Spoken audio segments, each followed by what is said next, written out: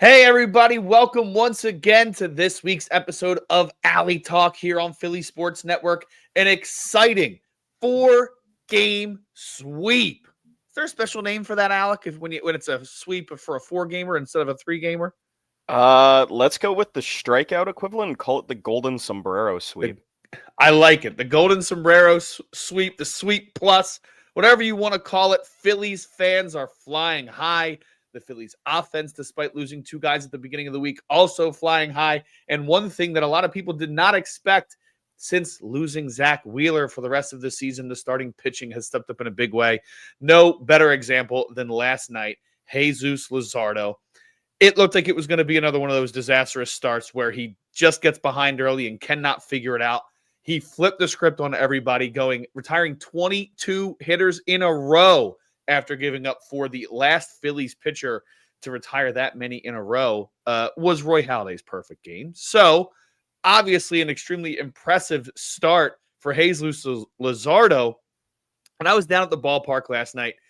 I did not anticipate the way that things started that the game would go that way. But Luzardo nutted up, did what he had to do. The offense continues to grind as they have the last few weeks with or without Trey and Alec Boehm. It's been a really impressive series, and to be almost shaken 2.5 weeks ago after that sweep at the hands of the Mets in New York, because you know that they're a team you may face in the first round. You turn around a couple days later and boom, they're sweeping them 4 games in their own house, potentially pushing them to the brink of eliminating the Mets from the playoffs entirely.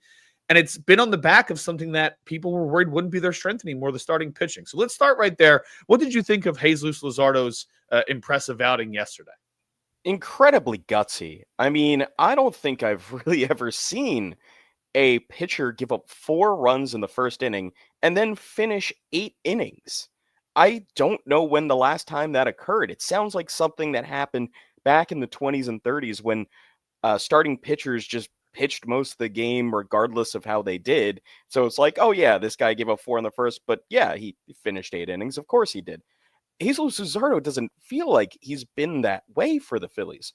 A lot of the times we've seen him run into kind of a wall in like the 4th or 5th inning and something happened where, gave up like 3 runs, a big inning, a big crooked number on the board. But this time he just buckled down and really took control of the game. It was super impressive. And I don't know about you, Kyle, but can you recall anything like this before?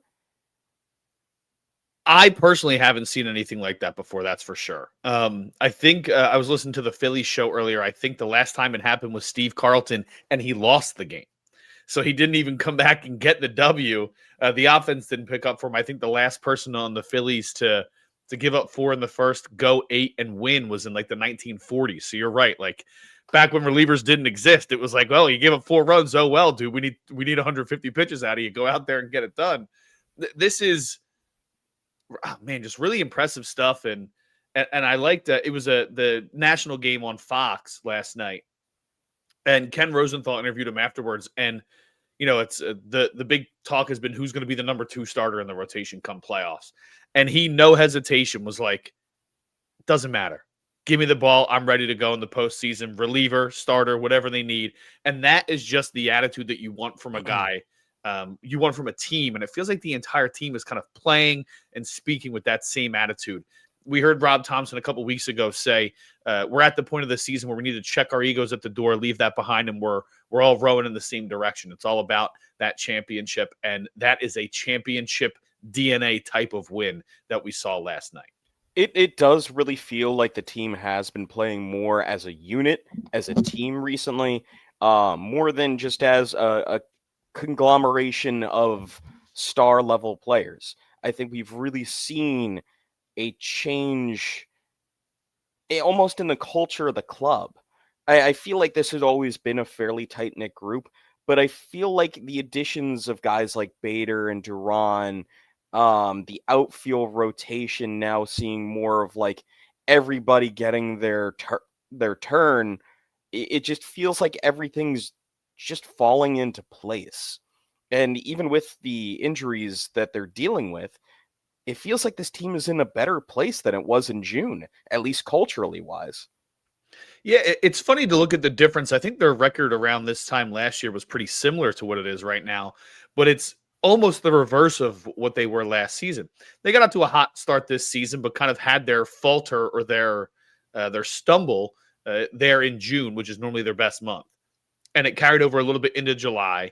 But ever since mid July, really after the trade deadline, they've been one of the best teams in all of baseball. I think the only team better is the Brewers, record wise, and last season, it was basically up until a certain point in June, they were the best team in baseball. And then they were basically a 500 team the rest of the year. And it felt like they were stumbling going into the playoffs. You look at the back of the baseball card, you look at the roster, you still have faith that they'll be just fine. But we saw how it played out.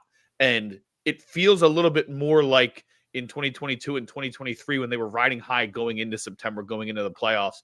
And the energy is just different around this team mid-September this year than it was last year. So it's like you said, I don't know if it's the vibes that they're bringing. I don't know if it's the camaraderie, if it's bringing in a guy with championship experience like Bader with all the moves combined, if it's guys getting more comfortable in Kepler and Castellanos, whatever it is, everybody seems to be pushing in the same direction, which is not something that you necessarily felt last season. I think it's a little bit of everything, even down to making Garrett Stubbs the 26th or the 28th man come the September call-ups. And that was something the last time that we talked, that was like, that's the one thing that I wanted to see. And you see why. You had Brandon Marsh in a post-game interview say about how when he went back down to the minors when he was rehabbing, that it was Garrett Stubbs that helped him get out of his own head, get more grounded, and just know that, yeah, you can do this. Garrett Stubbs is such an important player to this clubhouse culture that he better be in the clubhouse come playoffs. It doesn't matter if he's just, as part of a road guys that you take along in case of injury, but he needs to be there. Yeah, I mean, he's made a difference for them at the minor league level. He's made a difference for bringing value to some of these young players. I spoke to him earlier this week and put out something on Philly Sports Network about my conversation with Stubbs, and he was so honored to hear that from Marsh. And he said, it was obviously you want to be in the big leagues no matter what, but I had a decision to make when they told me that I was going to go down to the minors, and I can embrace this new role and extend the culture that these veterans built down through the organization, or I can sit on my laurels and be upset about it. And I chose to be the guy who, everybody, whether you're in the majors, minors, whatever, needs a guy to lean on. And I've been there before. I've been at the high moments. I've been at the lower moments. And I can be a guy that people can rely on instead of a guy who's, feels like he shouldn't be here or should be the next guy up. I'm paraphrasing a bit there, but that was basically the sentiment of his message. And when you talk to guys like Otto Kemp, like Weston Wilson, guys who have been up and down a couple times, they've talked about the impact that Stubbs has had down at the AAA level well before those Marsh comments. So I agree. If there's a way to get him in the clubhouse, but even if it's clubhouse attending and he's not allowed to sit on the bench for some weird reason I don't know about, the guy needs to be in there because the energy that he brings and the mental maturity that he shows. When you hear those Marsh comments, it's well beyond vibes. It is a mental maturity that he's bringing, and he's able to have fun while doing it. So I think having both that energy in rushed back into this clubhouse at a time when they really needed it definitely has helped things for sure. We're looking at a future bench coach manager here in Garrett Stubbs. I'm going to say that right off the 100%. bat. He just gets it. He understands the people aspect of the game. And that is one of the biggest thing that coaches and managers may not have perfect, is understanding the human element. And Garrett Stubbs is that guy. It comes naturally to him. It's just a natural thing where he can relate to pretty much anyone on the team. He can sit down with you, have a conversation. He could joke with you. He could play a good song to get you going. He can do anything on the human side of the game. And again, my full prediction is this is going to be a bench coach in the major leagues or even a manager sooner than we think. Yeah, for as long as he wants it. I think he's a guy who He has the right attitude. He has the right mental. And you see how well catchers have done as coaches in the past. I mean, he's a guy who he understands the game from all aspects, from the offensive side, from the pitching side. I think he's a guy who brings a lot of value to a clubhouse. And for the Phillies' sake, hopefully he's in the clubhouse and involved with the team for much longer. But when he's ready to hang up the spikes, I'm sure that there's some turf shoes and a jersey still waiting for him somewhere. Absolutely. I think we should talk a little bit more about Jesus Luzardo's start against the Mets. Definitely. And of course, we need to get into the rest of the series because this was utter domination. But there is something that I noticed from the box score and looking at Jesus Luzardo's Baseball Savant page. He used a ton of sweepers last night. 44% of all of his pitches were sweepers. He was basically pitching in reverse. He only used 25 fastballs. He used more changeups than his sinkers. And honestly, that's perfect for him because looking at Jesus Luzardo's stats, his fastball, despite its velocity, has been his worst pitch this season. I was looking into it. Opponents are hitting 281 against his fastball with an expected batting average of 285. So that's not like bad luck or anything. That's about right. The opponents are hitting slugging 467 against it with a 495 expected slug. And also go down to his sinker, which he uses a little bit less. His sinker is getting demolished.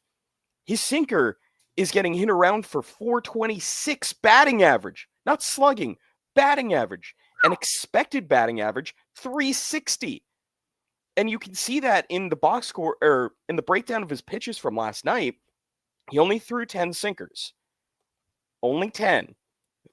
And I believe, let's see here, it was 3 of them were put into play.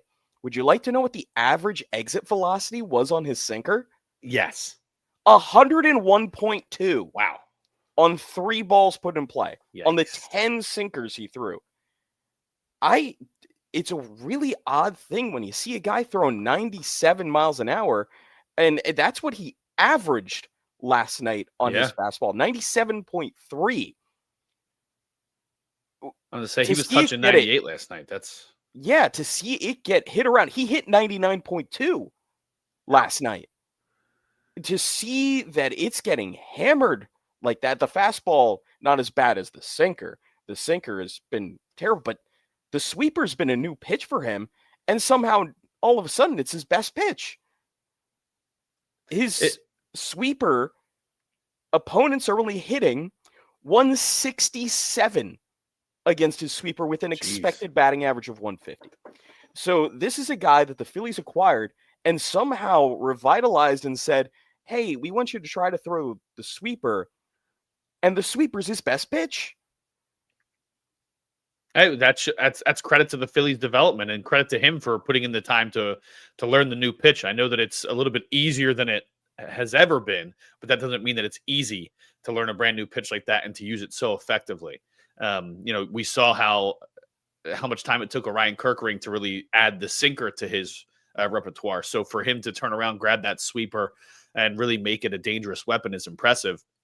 It's interesting to see that his fastball and sinker are getting hit so much because there's been a lot of talk about will he be the guy that goes to the bullpen come the playoffs. Obviously, you're going to have a 3-man rotation, maybe 4, depending on the series.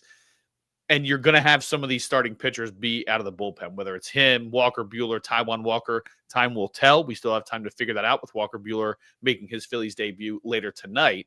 But from a Luzardo perspective, a lot of people have talked about how his stuff may tick up because he already has that strong fastball, 97, 98. Can it tick up to 99, 100 regularly? But if it's coming in straight and people are killing it, I don't know how much that's going to matter. Maybe it is a better weapon to have him be a guy who starts and is able to set you up for the fastball as opposed to needing to get 3 outs and that fastball being potentially put in a dangerous situation late in the game. So I don't know. What are your thoughts on does the little bit that you've peeled back, because everybody's reaction was, man, his fastball was ticking up. last night. But if you're telling us here that it's maybe not the best weapon, what do you think that makes him better suited for come playoff time? Well, I think he needs the fastball, obviously, to set up the sweeper. Because you throw 98 and show that to somebody, and then all of a sudden hit him with a sweeper coming in at, I think he throws it around 84, something like that. No, 87 is his average on that. His minimum was 84. Max is 90 on that pitch. But it makes the other batters honest. We see it with Yohan Duran showing the curveball, makes these batters honest on the fastball and the splinker. So he needs that pitch to set up the sweeper. But as long as he can throw it and not in a location that it's going to get hammered, that's going to be important. It's going to be about control and location for Luzardo for really great success. And I think that goes for pretty much any pitcher. Yeah, and you mentioned it funny. You mentioned it. We have a comment here from Alex. Location's so important, but the stat geeks, we're not hating on stat geeks, but the stat geeks who run teams only care about break and velocity. That is true to an extent. I mean, location seems to matter based on what we're seeing in the results. It seems to be focused on less, and it really does depend on your skill set, right? For a guy like Ranger Suarez, location is very important for him. Aaron Nola, very important for him, but neither one of those guys is throwing 97. So when you have 97, 98, 99 in the bag, location doesn't matter nearly as much, but it did matter for a guy like, let's just go to Jose Alvarado. He was able to throw 102 down in Tampa Bay, but they had to rein him in a little bit, and maybe throwing 100 with a little bit more precise location is better than throwing 102, 103 without being able to control it. So maybe that's not the focus of what they're working on with Luzardo. He had some pitch tipping and some mechanics things that they wanted to fix earlier in the season, so don't throw too much at him at once. But maybe the location becomes something that they focus on in the offseason a little bit more. But that being said, his impressive start doesn't change the fact that it, or I should say, his impressive start last night could change how he's used in the postseason. So I know that they want one of these right-handers to come up to break up the lefties, but Rob has said they're going to go with the three best guys in that rotation. So what do you need to see from a guy like Walker Buehler tonight, or a guy like Aaron Nola for the rest of the way, to have them usurp one of the left-handers in the three-man rotation come playoff time?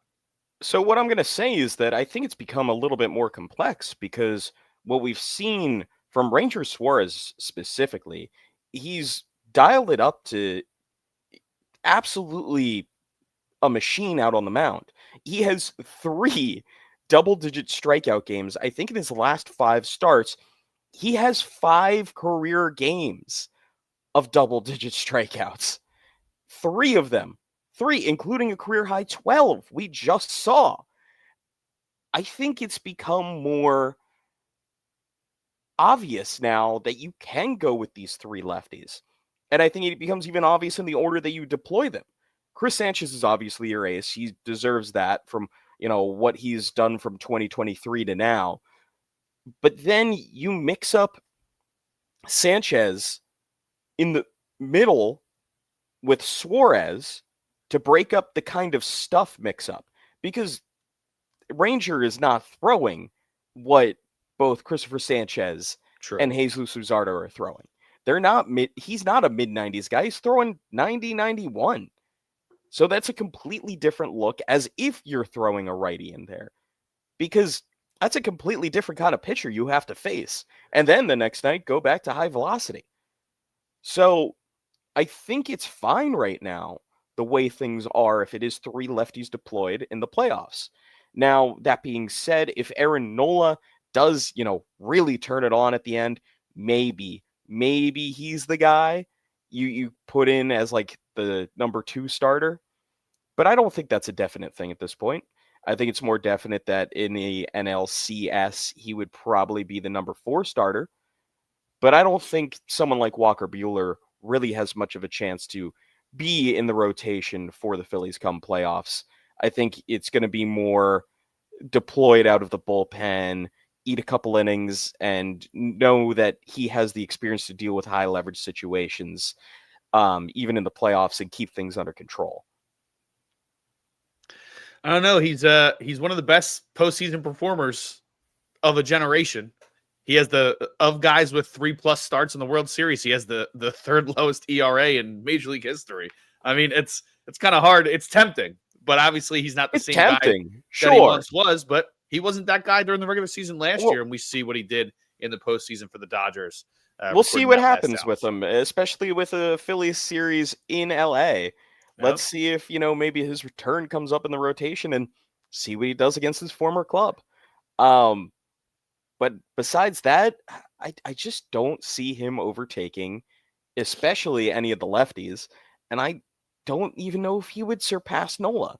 It's possible. I'm not saying it's not. If Nola completely falls off again, then hey, Walker Buehler, you're our 4-starter in the playoffs. And so just to put it in perspective how good the Phillies pitching has been. So since losing Zach Wheeler, they have the 10th best ERA in the league. Since it was announced exactly what he was dealing with and that he would 100% be gone for the rest of the season, the Phillies have a 3.62 starters ERA, and that's with both Zach Wheeler and Aaron Nola having ERAs over 6 during that time. And they have the second most innings pitched from their starting pitchers since Zach Wheeler, the workhorse of the major leagues, went down for the year.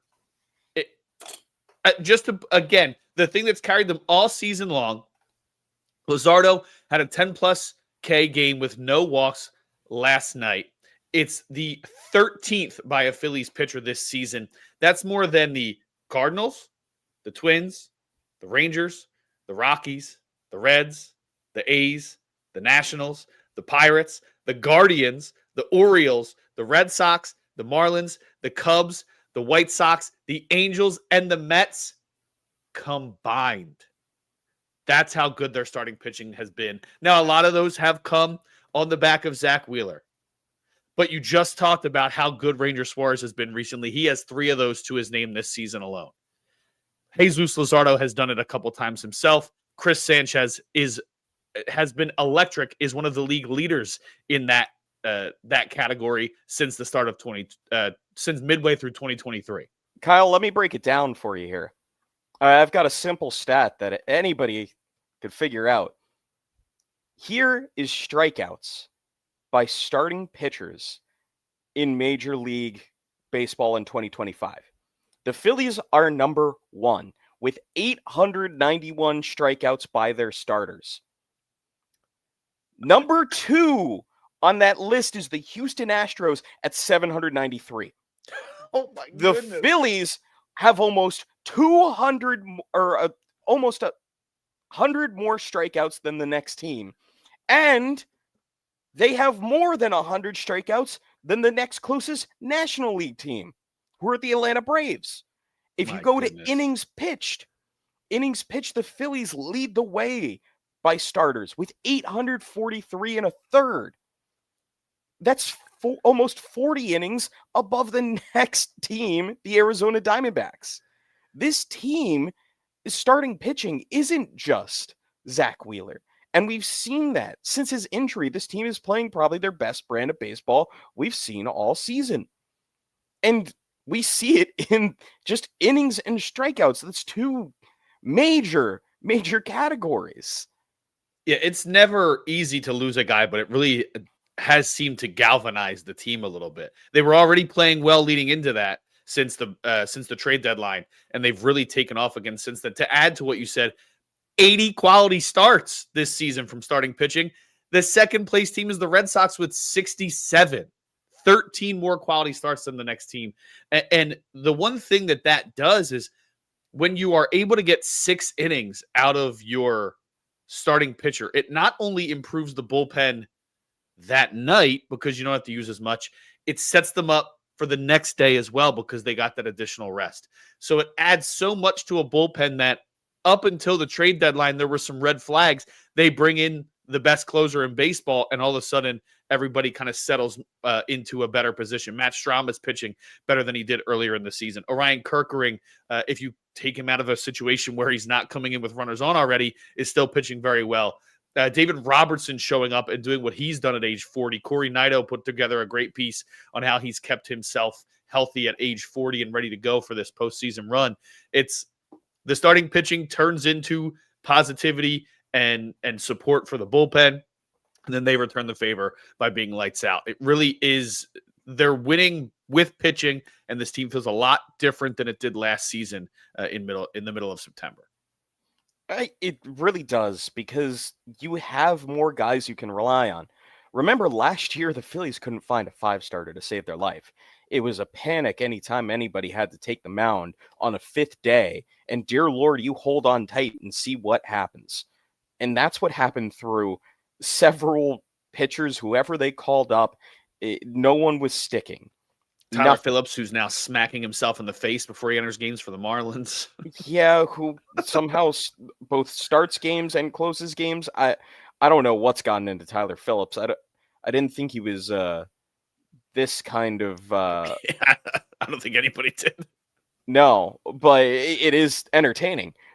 But now the Phillies, all of a sudden, it's not only Taijuan Walker reinventing himself to be a actual above average major league pitcher. It's the fact that behind him, to have a 6-man rotation, you also have Walker Buehler. If you told a Phillies fan last year, she's like, yeah, the Phillies are going to get Walker Buehler and it's not going to be a big deal. Yeah, right. Like, that doesn't sound right. The Phillies are in so much better of a place they were last year. To the point that nobody is talking about how the Phillies won't have Jose Alvarado in the playoffs. Nope, because guess what? When Jose Alvarado enters games, that's more of the time to worry than anytime you see, well, obviously Owen Duran, but, Matt Strahm, like you said, David Robertson, usually Orion Kirkring, although he hit a speed bump recently. I think he's coming down it now. The Phillies have some weapons. And even though this is a team that we know that the offense can go on and off like a light switch, if the offense is on, who's stopping this team? Yeah, man. And the offense is on right now. I mean, some impressive performances from guys.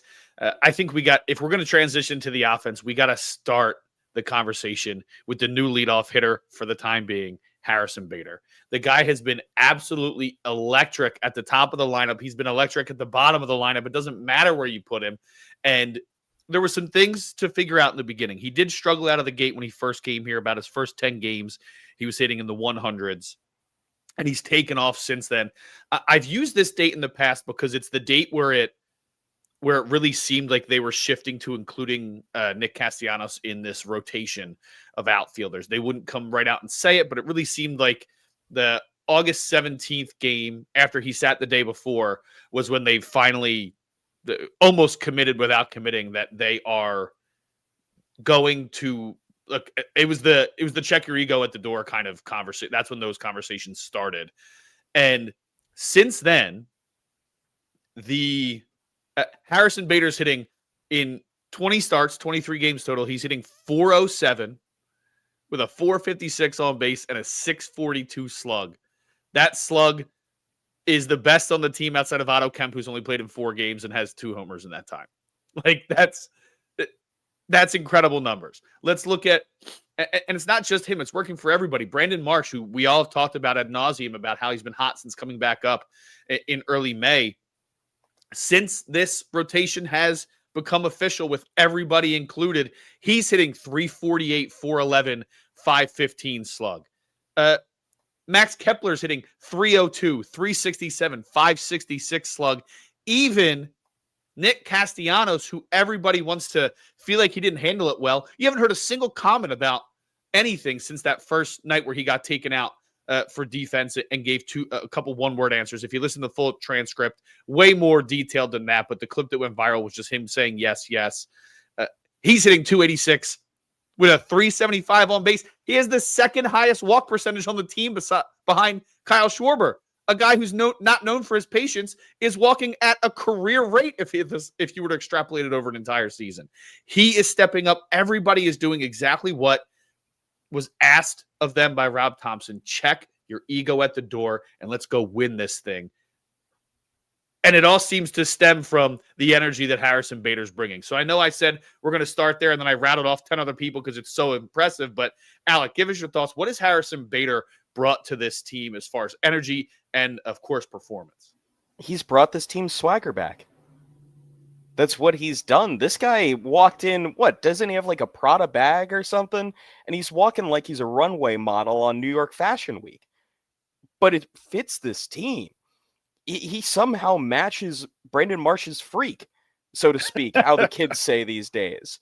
He's got the hair. He's got the purple, everything. He's got a outfield. The way he plays defensively has its own word for it. His little crab walk that was being discussed on national TV. Everything about him just really was a nice little jolt of energy to this team. And yeah, it just feels like he's a pretty solid culture fit.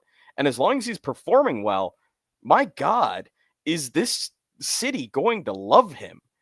Like, it's out. Think about where he's played in the past. St. Louis, the Cardinal way. It's not really that about being flashy or anything. And there's no individual kind of thing.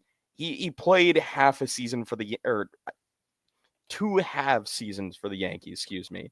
And he played 1 season with the Mets in New York. But he didn't perform well. Now he's in Philly. He's hitting .339 for the Phillies with a .942 OPS. Like, that's nuts. He's an on-base percentage of .403.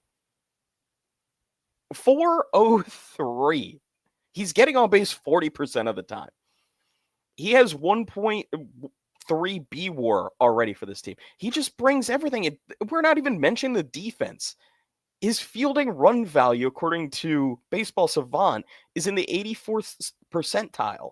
Like, this guy is giving you great center field defense. His routes in center field are so refreshing. Like, there is no guessing when he makes his jump to field the ball. Not at all. Sometimes you might see him get a little overeager and try to, like, rush a throw or something. That's his only drawback on the field. But if you want a guy that is taking the best route to the ball, Bader is the best guy around. Man, he makes that defense so much better. And that so much Marsh was better. a fine defender in center field, better suited for the corners. Below average. Rojas, a lot of people considered him a great fielder. I put him in like the Ben Revere category, where like his athleticism made up for a lot of lack of great outfield instincts. I do think he is better defensively in center field than what we saw this year. That's what I'm saying. I think that he's the best option you've had out there in a long time, maybe since Ben Revere. And it wasn't that Ben Revere was incredible. He was just better than Odubel Herrera and whoever else they threw out there, not named Shane Ben Victorino. Revere does have my favorite outfield play I've ever seen a Phillies player make.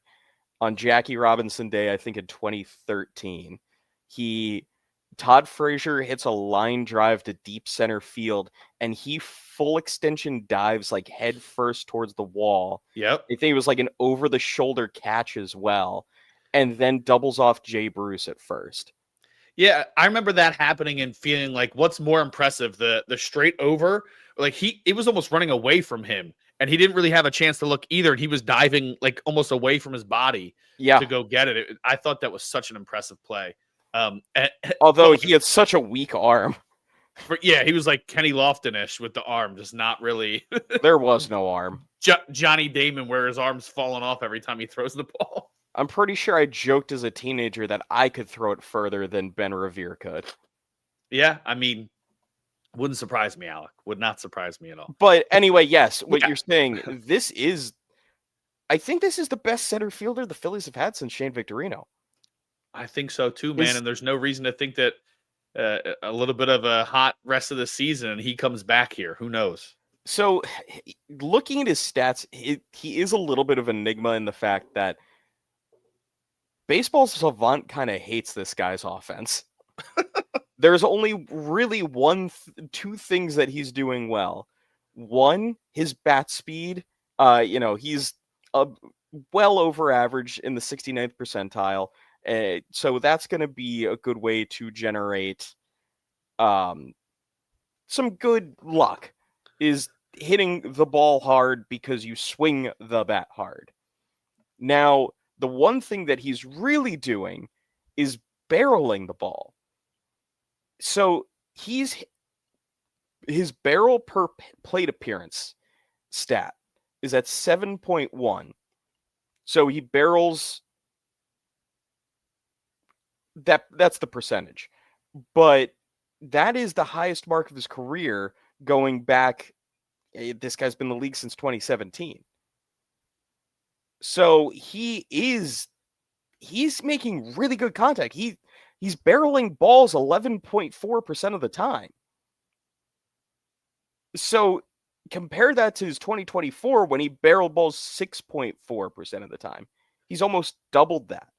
So he's just making really quality contact with the bat and swinging the bat hard. And guess what? Good things happen when you do that. Oh, yeah. So, and it is an interesting conversation to have if the Phillies do pursue to bring him back. You know, this guy is, I think he's 32 years old right now, or 31. Sorry. He's got a mutual option. I know that.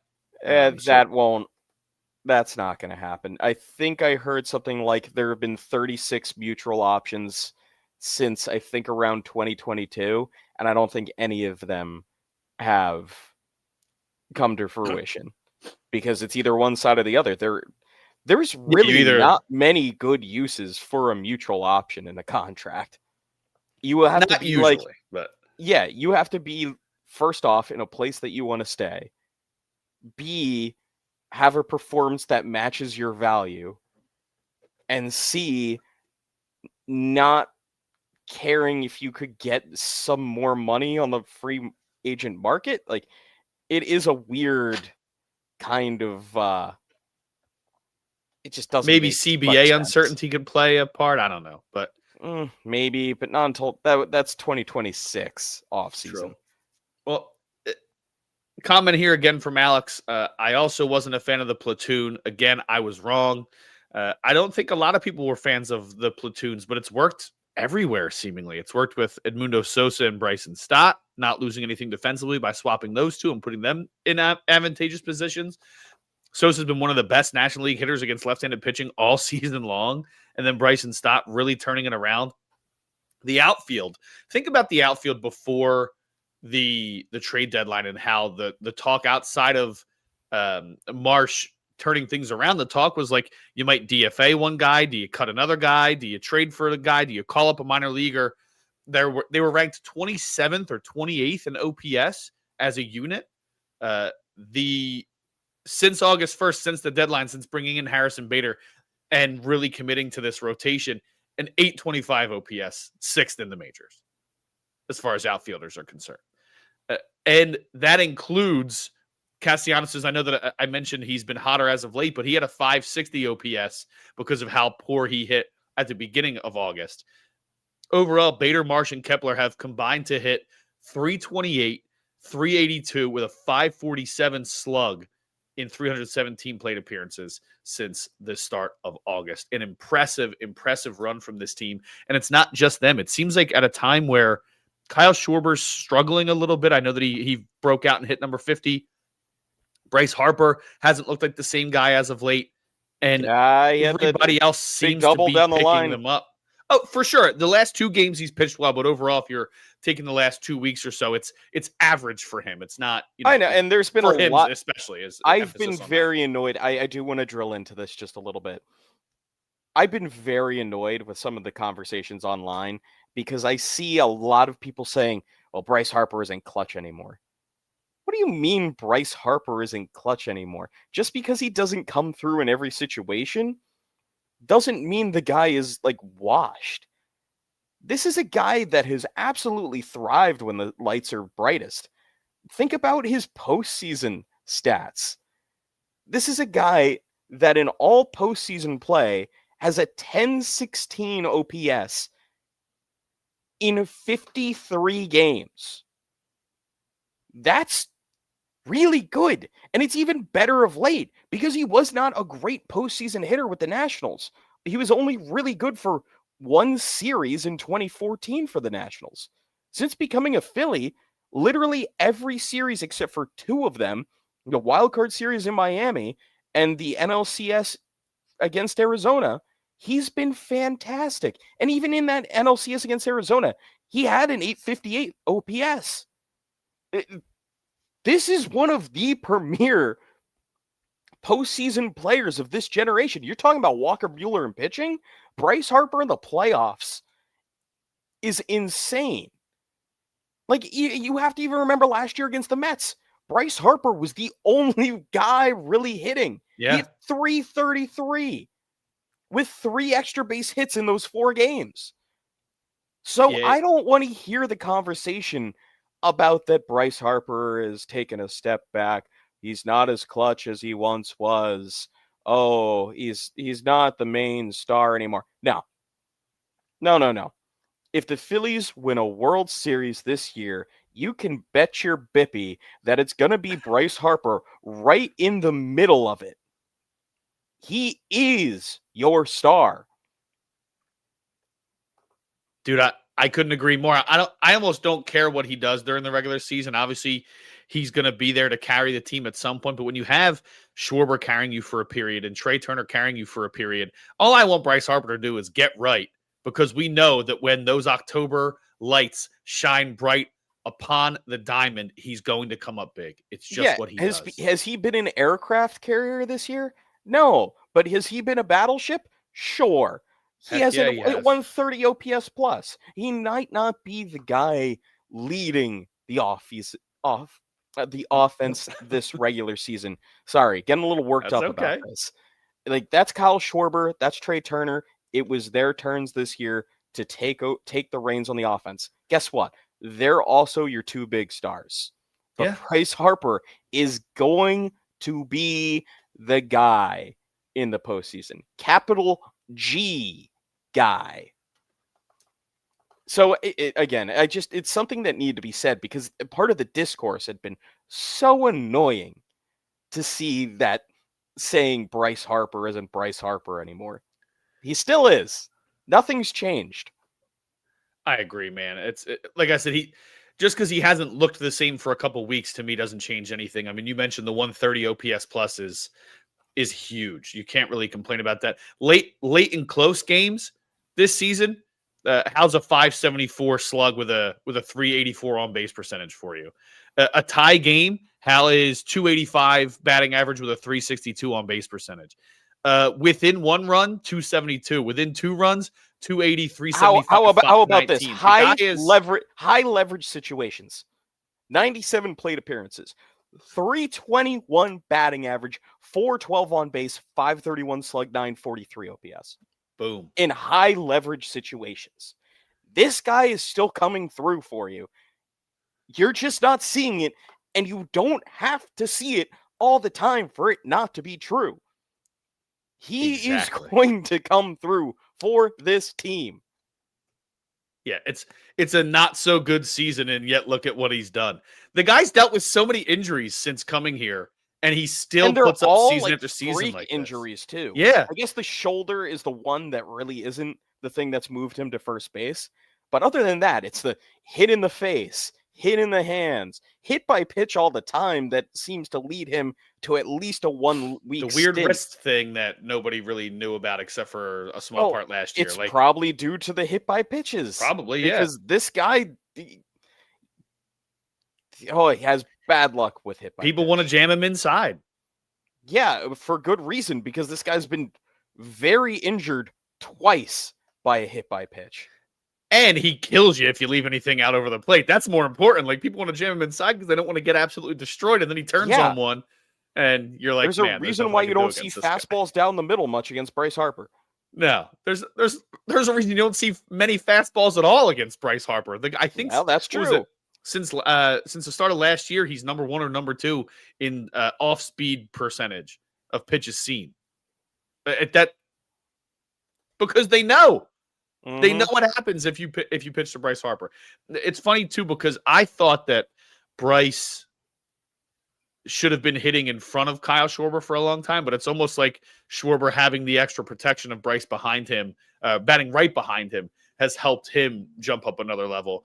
And then, it's been mix and match whether Bryce is hitting right behind him or when he was down, JT got hot. So it really is starting to feel like that you're getting something from all 26 guys, 28 right now, I know, but you're getting something from everybody on the roster. Even though Weston Wilson isn't as hot as he was 2 weeks ago, he's played 4 different positions for you in the last week and a half. And that is value. He'll get you a dinger against a tough lefty. That's what I mean. He'll go out there and give you what you need. Max Kepler stayed on course. Let's talk about that guy for a second. I know I was about to run down everybody, but I'm going to cut myself off because Max Kepler, the turnaround from basically the fans demanding he be DFA'd. He was a week away from being cut. 100%. I'm almost certain it was a week away. It felt like it was coming. It felt like the Whit Merrifield situation of last year. It had the same we tried, exact but it's field. not. I know you and I have both been down in the field a bunch this year, being in the press box. There was the air about like, well, what are they going to do with Max Kepler? Is it coming soon? It was expected. It was more of when than if. And yeah, this is a guy that, again, the entire season, it seemed like he had been hitting into some really bad luck, but it seems like he's become comfortable now getting to play a lot of his time in right field. And we'll get into that split because that's impressive. But if you look on his Baseball Savant page, you see a lot of pale red, like a guy that is above average hitter in a lot of things. And the one thing that he excels more than anybody else is squared up percentage. He is barreling the balls very nicely. Like 83% of the time, he's squaring up a ball. Or not 83% of the time, 29.8%. 83 is the percentile in which he fits in. If you look at his rolling ex-WOBA plate appearances on Baseball Savant, it's really funny because it just goes from to ooh. Like, it actually makes those sounds if you scroll past it too. It's a new feature they have. Check that out. Yeah. No, you'll have to trust me on that. But man, like, I don't think I've ever seen a turnaround quite like this, where he's gone from a guy who, like, fans are demanding needs to be in the lineup every day a few weeks after they were demanding that he be released from the team, never to be seen again. Like, the batting average is still a little bit lower for his career numbers. It's 221. He's a career 236 hitter, but his on-base percentage is better than it was last year. His walk percentage is at a career high right now. His slugging is up to 392. I mean, doesn't sound impressive, but to see where he was and where he started, for it to be up to 392 now is like, I can't even believe how good he's been recently. And he adds something. I'm a big Nick Castellanos fan, but when you have him in his comfortable position in right, you have a guy who's a damn near Gold Glover in Brandon Marsh in left, and you have incredible defense from Harrison Bader in center. That evolves the way that the pitchers can pitch, the way that the defense presents itself. It's a different team when that defense is on the field, and your pitchers can feel it, and it's showing in their results too. So here's some of the splits for Kepler. Originally through April, this guy was doing all right for the Phillies. He was hitting 253, 753 OPS. It was like, all right, we see that this guy can contribute, but man, did this guy have just the worst May, June, and July.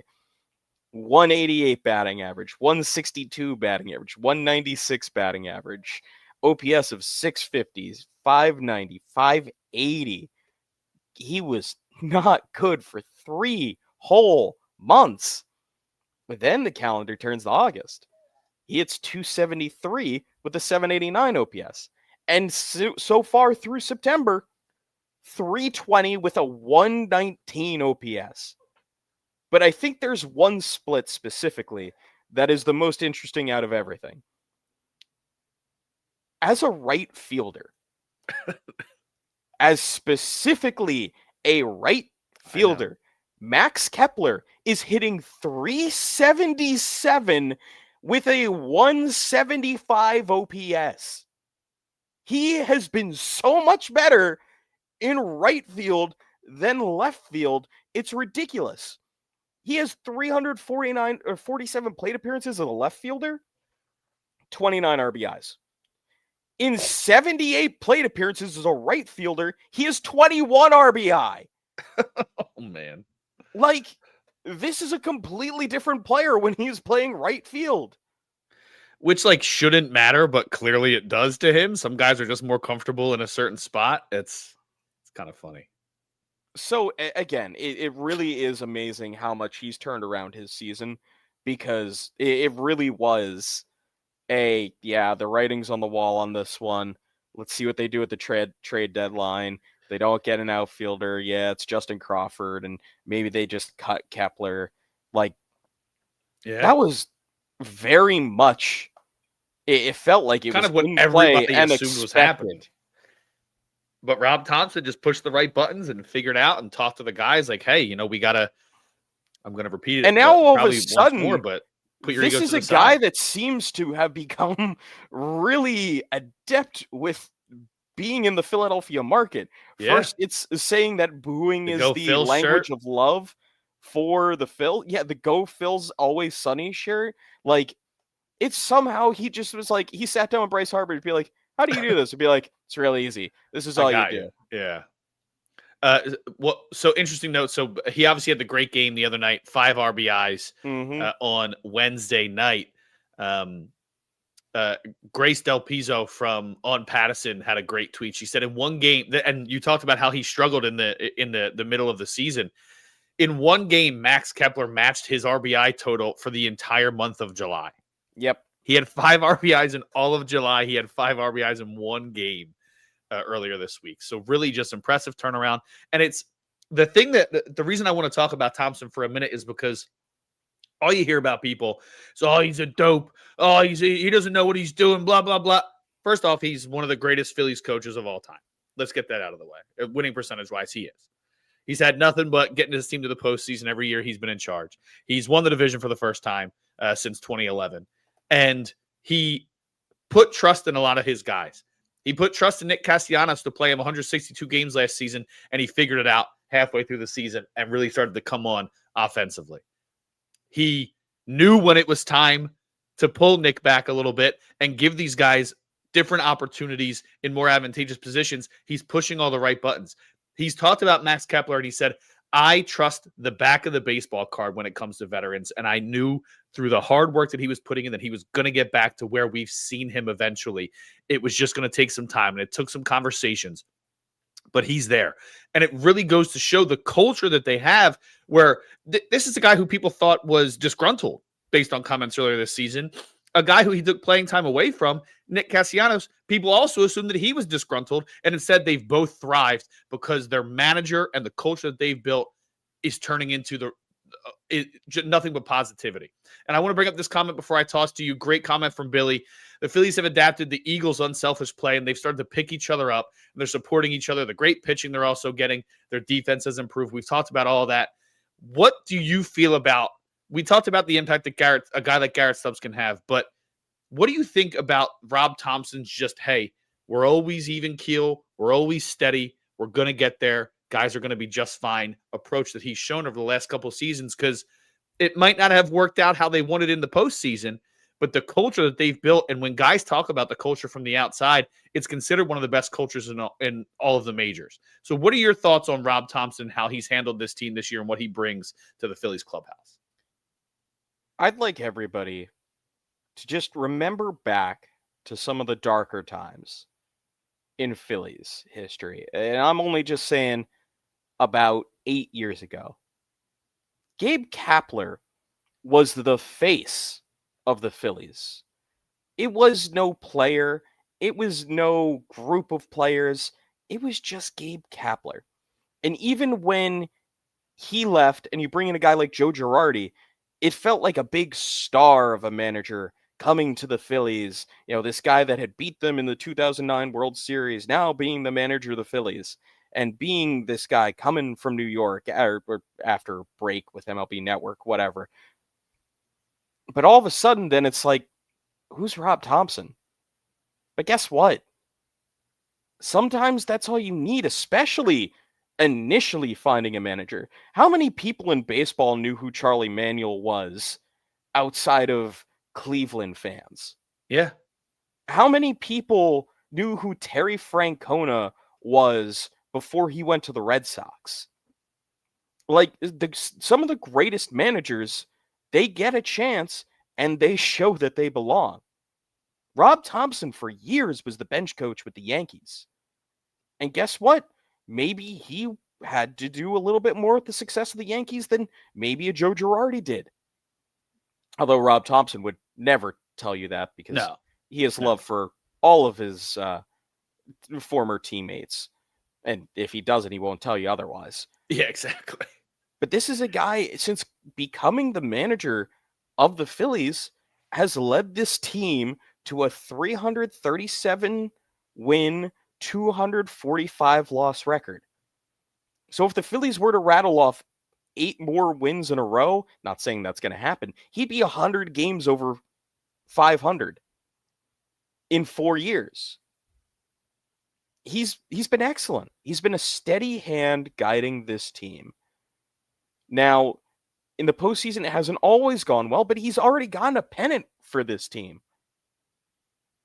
In 2023, this is a team that should have won the World Series, but it just didn't work out. Last year, whatever. We're not talking about last year. Shut up. Yeah. But he is overall 20-14 in the postseason. Like, this isn't... I don't understand why anybody has a problem with Rob Thomson other than, oh, well, he hasn't won us a World Series. Okay. How many managers in Phillies history have won World Series for the Phillies? 2. How many World Series have there been? 1903 from now, and you subtract 2. So 122 World Series? 121? 121 this year would be 122. Yeah, there it is. 2 of those have been won by Phillies managers. Yeah, so guess what? He's gotten you to 1, and you got pretty close until the magic ran out. Yeah. But guess what? This year feels just a little different. It feels like the Phillies, to me, out of any other team in the National League, are the most consistent team. And is that not what everybody wanted the Phillies to be? Consistent and not being the Brewers and relying on 2 over 10 game win streaks, and not the Dodgers who are relying on the craziest star power and also the craziest IL list in baseball. Rob Thomson seems to get it. And him, his training staff, the coaching staff. Tell me where it's not working. Yeah, man, and it seems to be an organizational thing. Like I said, we talked about it with Stubbs. Like, that energy seems to be going through the entire organization. And I feel like it used to feel like separate entities. You know what I mean? You need to give some credit on Dave Dombrowski for that. For sure. For sure. This was a team whose minor league, just top down, was a mess organizationally wise. I remember the piece that came up saying, be like, yeah, no, they're doing something different down at single A, and then they're doing something different at high A. They're doing something different at double A. They're doing something different at triple A. And the whole message in the major league level is all different from all of that. It was a mess. There was no organization in the organization. None whatsoever. The fact that we're here 4 years later, the Phillies having made the playoffs, 2022, 2023, 2024, 2025, or they're going to. They are. Yeah. What's there to complain about other than, the Birds won a championship last year? Yeah. I don't know who that was supposed to be. I don't know. Someone calling into WIP.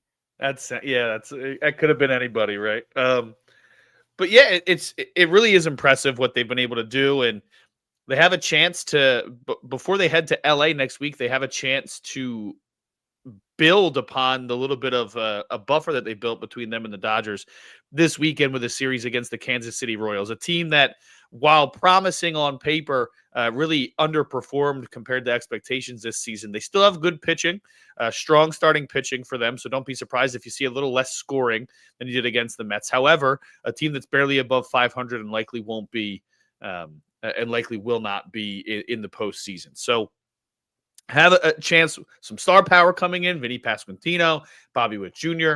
They'll be there. So the Stars will be out in Citizens Bank Park this weekend, but old friend Michael Lorenzen taking the mound, facing off against the debuting Walker Buehler tonight. Lorenzen has had an up and down season. He has a 5-10 record, a 4.63 ERA, 110 strikeouts. Again, it kind of exactly what you would expect from a Michael Lorenzen. I know he had the incredible no-hitter with the Phillies after being traded here a few seasons back, but he ended up in the bullpen come postseason time. The team hasn't had a ton of experience against him. Schwarber's really the only guy who's seen him a ton. He has 8 hits and 22 at-bats, 2 homers, 2 doubles. So he would be a guy I'd keep an eye out on tonight. And then JT Realmuto also has 2 doubles in 6 at-bats against Lorenzen. Yeah, it should be a fun series. This is a team the Phillies obviously don't get to see much. Now, I mean, with the balanced schedule, now you see them at least once a year, but that statement still stands. I think tonight's going to be a fun one to watch. See what Walker Buehler has to offer. Seemed a little rusty in his start with the Iron Pigs, but what do you expect for a guy that just went home and drank beer for a bit? Yeah, I think there's a lot to watch in this series, and hopefully the Phillies continue to just keep doing what they're doing. Don't play down to your opponent's level. I know this isn't the Mets where it's like, we got some juice against this team. It is just the Royals. But hopefully they just continue to play well and play good baseball. You're muted there, Kyle. And he's back. Thank you, Ala. Appreciate that. So for now, the one thing I'll warn people is I wouldn't say that if they struggle to score runs, especially if they end up winning the series still, if they struggle to score runs, it doesn't necessarily mean that they're playing down to the Royals level. The Royals have the 6th best starter ERA in all of baseball, and the Phillies really kill bullpens. So if the Royals can manage to get 6 innings out of their starters this weekend, you may see some low-scoring games. The Phillies should still be able to take at least 2 of 3 in the series, obviously. They're a much better team on paper. They also have the 2nd best starter ERA in the majors. But a 3.75 ERA for their starters is nothing to sneeze at. So if you see less runs, don't feel like, oh, what happened to them? They were riding so high. If they keep tacking on runs throughout the game instead of only getting 1 inning here and there, to me, that's a good sign. And then they can take that momentum with them when they go to LA to start next week. It would be a little surprising if the Phillies dropped this series, especially since it's at home. But I don't think that'll be the case. I think this team will find a way to beat the Royals, even if it is on a little bit of an uglier side. This is one of the best home teams in all of baseball. So I don't think there's much to worry about for Phillies right now. Right now, it's just continue doing what you're doing, stay within yourselves, get healthy, stay healthy, and get ready for playoffs. Sure. When you go to the Dodgers, take care of business. So the important people pitching for the Phillies this weekend, though. We already saw the exciting left-handers. They're moving to a 6-man for what will seemingly be the rest of the season, and all 3 right-handers, who all 3 are potential targets to slip in the middle of some of those left-handers come playoff time. Walker Buehler, Taijuan Walker, Aaron Nola, the 3 pitchers going for the Phillies this weekend. What do you need to see from one of those 3 guys the rest of the way to determine, hey, they're going to slide in behind Chris Sanchez, or they're going to be the 3rd guy to break up lefties in the rotation? I have to see basically ace level stuff. I hate that that's the bar that needs to be broken in order for these guys to become that number 2 postseason starter. But that's what you have to see. You can't be seeing, well, he has a 3.8 ERA. He's pitched well, but, hey, we're going to give him a chance. No, you have Sanchez, you have Ranger Suarez, who have both been fantastic, and Luzardo, for the most part, has been a very good pitcher on his own. So to usurp any one of those players in that initial 3 starting pecking order, you're going to have to see an ace for the rest of the season. So I'm not saying Aaron Nola needs to throw a shutout every game, but it's got to be He needs to pitch damn close to it. 0-1, maybe 2 earned runs. That's it. Yeah, you need a quality start out of him every time the rest of the way, in my opinion. And if for any of those guys him in the 2 slot, possibly do that. Walker, I would be very surprised if he made it. I think he's done enough to earn a bullpen position. Yes, but it's going to depend on the other guys, right? Because Nola or anything yet, but true. But like Nola or Buehler could be in the bullpen, and those could be the long guy. And then all of a sudden, you're looking at Taijuan Walker and your 4 starter for postseason the roster for the third season in a row.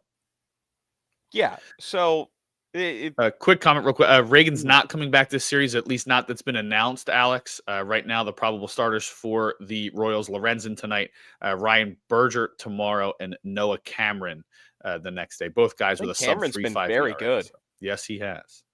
I'd be interested. Yeah, I don't think Walker finds his way into the rotation. I think he could be a bullpen piece. I think he's done a lot to impress out of the pen, but he's more been a put a fire out type of guy than he is dominating anybody. At best, I could see him end up being the 4th starter for a CS if he performs much better than Nola does down the stretch. I was going to say, and the other two would have to look really bad to be honest. Like for me to do that, Nola and Buehler would have to look pretty rough to justify doing that. And that's not a shot at Walker. Well, yeah. Well, no, I'm not saying Walker. Well, we have 2 Walkers. I'm sorry. I meant Taijuan Walker. You meant Walker. No, I meant Walker Buehler. Sorry. Oh, I just realized how annoying that is. I didn't even think of it. We got 2 Walkers and a Ranger. We just need Texas. Anyway, no, what I'm saying is I could see Buehler, his ceiling is going to be as the number 4 starter, and that's if he performs very well down the stretch, and Nola does not. Nola's the only one I could see pitching his way into the number 2 spot. But again, he has to look like Ace Nola, which is already a divisive topic as it is. But he has been an ace in the past, and I don't think that's up for debate. One last question on you for this weekend, and it's obviously going to be specific to tonight, but not what do you need to see from him for him to be in the rotation. What are you looking for watching Walker Buehler on the mound tonight? Just crisp, if he's crisp on the mound. And by that, I mean, not missing targets. The location is solid. I don't need him to be blowing away guys, but I need to see some off-speed offerings that look fairly sharp. You just got to see him looking sharp on the mound. Again, that's not stuff-wise. That's more location, more... Is this guy a pitcher, or is he kind of just throwing? Yeah, I agree. I don't think he needs to look like an ace the first time he's out there, especially, he can give up 3 runs over 5 innings, and that's probably enough for me for right now. And it's not a blow-up inning. It's, one here, one scratches by here, one scratches here. I'm okay with it. The blow-up inning is what I want. I want all these guys even if it's like a 3-run inning. This is his first start in the majors since like August 23rd, I think. Let me see. August 24th. 24th. And even then, he only pitched 2 1/3 innings. That was in relief. So his last start was August 19th. Okay. So that's almost a month ago outside of his start in AAA. I'm not expecting a ton. I think he's probably going to be around like a 75, 85 pitch limit, I would guess. And then they'll probably just keep ramping him up from there. Again, I'm not super worried. I just can't see him absolutely blown up. As long as he's competitive and he's fairly sharp, that's kind of all I'm looking for in this first start. And I do think going to the 6-man helps a lot. I know that it adds a little bit of extra strain on the bullpen, but you have the extra arm at the moment, and you have an arm back there who's not going to be needed in the postseason, so you can use Alvarado a little bit more.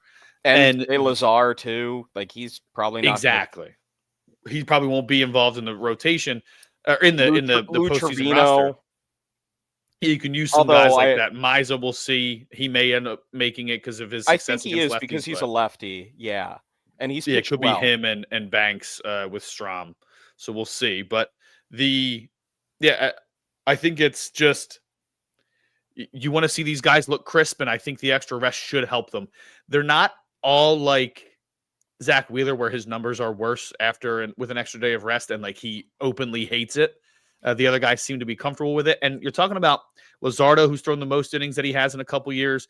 Chris Sanchez has thrown the most innings he has in his career. Suarez, again, outside of the injury portion of the season, he is throwing record number of innings. These guys have added a lot of innings in a short amount of time these last couple seasons.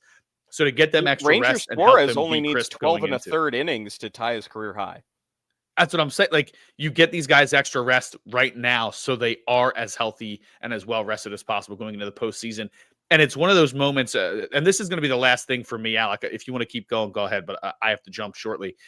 They've talked about in the past, you don't want to lose that momentum by having that bye because of the first year where they were really hot. But it feels like with the injuries to Trey Turner and Alec Boehm, and then needing to figure out some things with pitching and wanting to rest guys and set them up for success, it almost feels like that bye is as important as it's ever been for this current roster. They're playing well, but you want those, especially Turner. You want Turner and Boehm back in that lineup any way you can get them back. So I think having those guys healthy in the postseason and that first round bye is extremely important, which makes this upcoming series in LA a pivotal one for the Phillies. Yeah, no, they really need a first round bye. And honestly, if they can chase down the Brewers, where they're not far behind now, Not that at number all. one overall seed would look really nice to be able to face the winner of the Padres and who is the other wild card team? Or the other beat the other wild card team. Cubs. That's right. Padres and the Mets right now. But I'd much rather face one of the Padres and the Cubs than the Dodgers and the Mets first thing off that break. Completely agree. So if they can chase down the Brewers, and I don't think that's an impossible thing to do whatsoever, that's the best course for the Phillies right now. Most important is getting that bye to get the extra rest for your guys, especially someone like Trey Turner, who's going to be back for the playoffs. I do think there is a level of importance in getting that. And they're only 2 games behind them right now. I guess contextually, they're kind of 3 games behind them because of the they can't tie. But hey, still, it feels a lot closer than it did 2 weeks ago, huh? That's very doable. Oh yeah, it's very doable. Oh yeah. But we'll see how this team performs down the stretch. But I think it is very possible for this team to be the number one overall seed in the playoffs. Definitely. And great comment from Alex. He's right. We talked about Thomson. I think that's one thing that gets overlooked. And you're looking for a scapegoat a lot of times when guys don't perform. And unfortunately, coaches get the brunt of that. Thomson's always put this team in a place to succeed. The players just have to do it when it counts. They did it in 2022 until they ran into just the Astros. The Astros are who they are.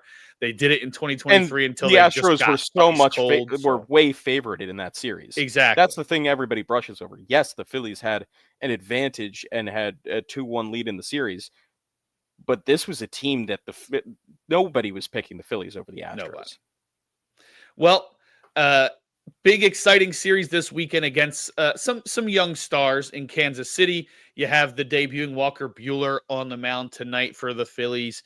I'll be down in the press box, so make sure you give me a follow at Kyle Fisher45 and at Philadelphia SN for all your Phillies needs tonight. We'll get the preview for the series out shortly, and then I'll see who I talk to down there. Again, just put out a piece on Garrett Stubbs, and if you want to check out Matt Watson's pieces from the week, a lot of great stuff. Sean Nestor did one on the magic number earlier. If you're curious what goes into that, it's already improved down to 5 for the division.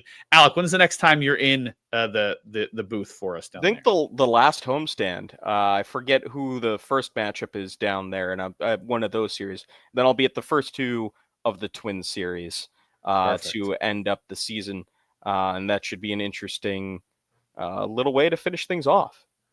Good stuff, man. Well, make sure you give Alec a follow as well at Costello on Base on X. He brings the heat regardless of whether he's in the press box or not. So make sure you follow him for all your Phillies needs. Guys, that's going to do it for Alley Talk this week. We appreciate the engagement. We appreciate the love, not only for the Phillies, but for baseball in general. We appreciate the conversations that you guys have. We're not here to hate. We're not here to cause drama for no reason. We're here to have fun and talk about baseball. We're not like those other outlets. We are here to talk ball, baby. And that's what we always get in the comments. So appreciate you guys, Alex and Billy, and everybody else who tuned in. Appreciate Alec, as always, for joining me. Appreciate everybody being adapting to the 1 o'clock time slot. We'll be back on at 2 o'clock next week. We appreciate the love, everybody. Appreciate you watching Alley Talk. Make sure you follow us on Philly Sports Network for the rest of the season for all your Phillies needs. Peace.